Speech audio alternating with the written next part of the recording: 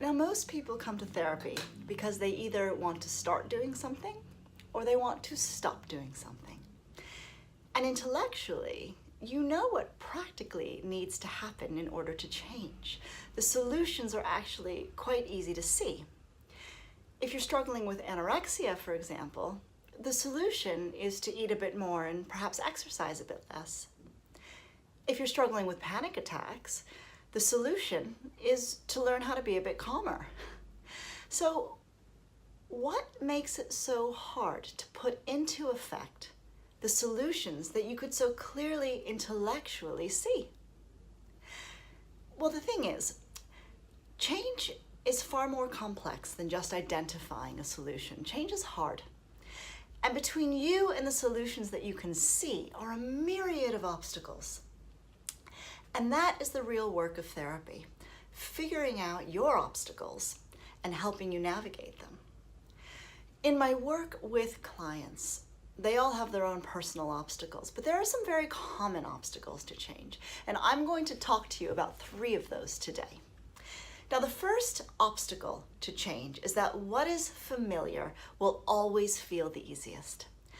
And what I mean by this is that you've been doing things the way you've been doing them for a very, very long time. So it's become routine. And routine, even when it's not good for us, is comforting, largely because we're just creatures of habit.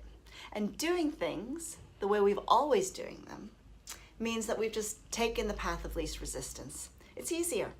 We don't have to think much. We keep doing what we've done, and unfortunately, we keep getting what we've got. Now, a second major obstacle to change is that what you're doing and the way you're doing it now is giving you something worthwhile.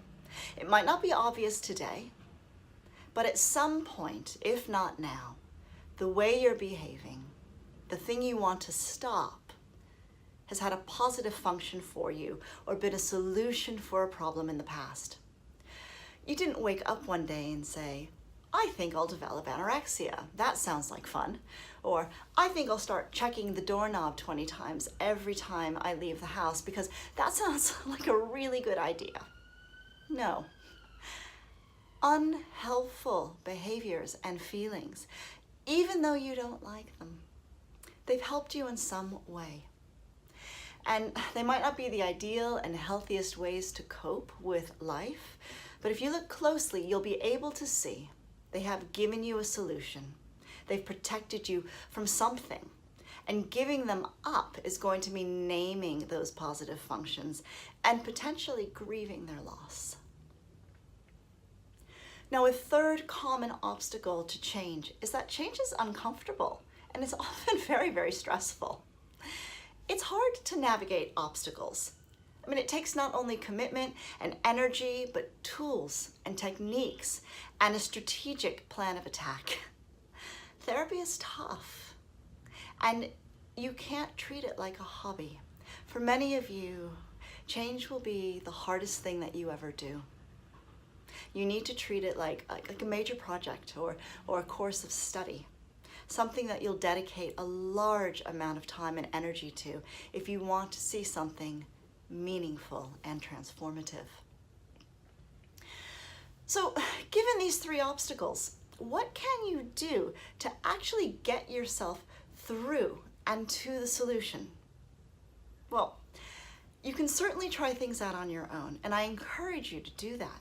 But chances are you've tried that.